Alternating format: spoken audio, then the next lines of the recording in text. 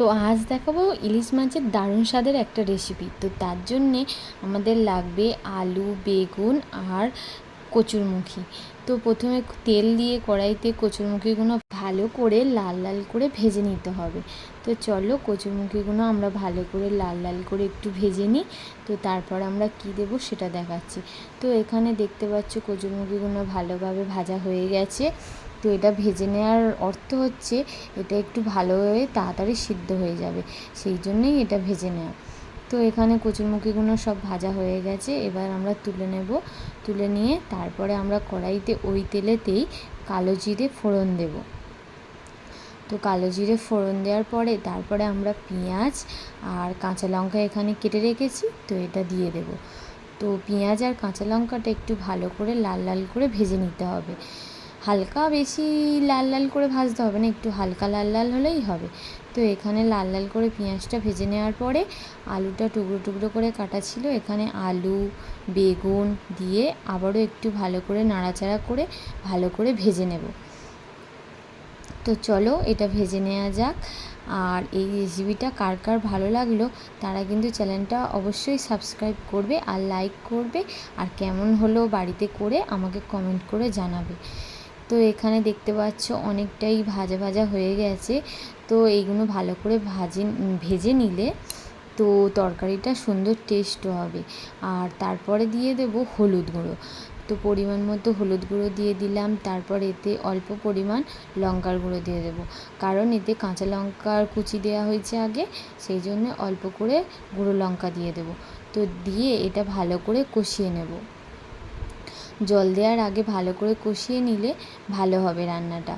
তো এখানে দেখতে পাচ্ছ আমাদের কষানো হয়ে গেছে। তো এবার একটু নুন দিয়ে দিই পরিমাণ মতো।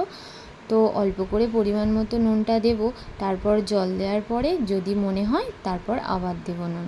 তো নুনটা দিয়ে একটু ভালো করে নাড়াচাড়া করে নিচ্ছি। তো এটা ভালো করে একটু কষিয়ে নিতে হবে, যাতে মশলাগুলো সব নুন টুনগুলো দিয়ে একদম বেশ ভালোই কষা হয়ে যায়। তো তারপরে এর মধ্যে দিয়ে দেব জল পরিমাণ মতো। অল্পই জল দিতে হবে, কারণ আমাদের সবজি সব কিছু ভাজা ভাজা হয়ে আছে, খুব তাড়াতাড়ি সিদ্ধ হয়ে যাবে। তো পরিমাণ মতো জল দেওয়ার পরে তারপর এখানে কচুরমুখীগুলো আমরা যে ভেজে রেখেছিলাম সেইগুলো দিয়ে দেবো। তো দিয়ে ভালো করে নাড়াচাড়া করে এটা চাপা দিয়ে দেব। আর এটা 5 মিনিটের মধ্যেই হয়ে যাবে। তো 5 মিনিট চাপা দেওয়ার পরে আমরা এখানে কিছু মশলা বেটে নেব। এখানে আছে সাদা সর্ষে, কালো সর্ষে, পোস্ত, কাঁচা লঙ্কা আর অল্প নুন, যাতে না সর্ষেটা তেতো হয়। তো এখানে দেখো বাটা হয়ে গেছে। এই মশলাটা আমরা এবার দিয়ে দেবো তরকারির মধ্যে। যখন দেখবে আলু কচু সব কিছু সিদ্ধ হয়ে গেছে, তখন এটা ভালো করে নাড়াচাড়া করে দেখে নিয়ে তারপরে আমরা এখানে পোস্ত, সর্ষে আর কাঁচা লঙ্কা যেটা মশলা করে রেখেছিলাম, বেটে রেখেছিলাম, সেটা দিয়ে দেবো। দেওয়ার পরে তারপর আমরা মাছটা যে আগে থেকে ইলিশ মাছটা ভাজা ছিল সেটাও ভালো করে দিয়ে দেবো। দিয়ে মাছটা যাতে সিদ্ধ হয়ে যায়, তো তার জন্যে আমরা দিয়ে দিলাম। আর এখানে মশলাটাও আমাদের এবার দিয়ে দিতে হবে। তো মশলাটা বেটে রেখেছিলাম সেটাও দিয়ে দিলাম।